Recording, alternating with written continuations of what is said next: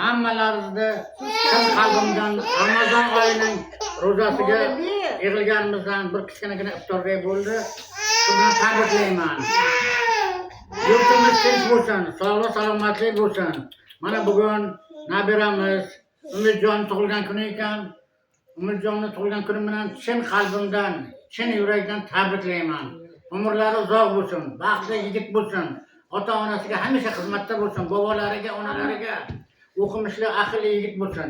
Ko'nglidagi hamma orzu, istak, niyatlarga yetsin. Nimaga niyat qilgan niyatlarga hammasiga yetsin.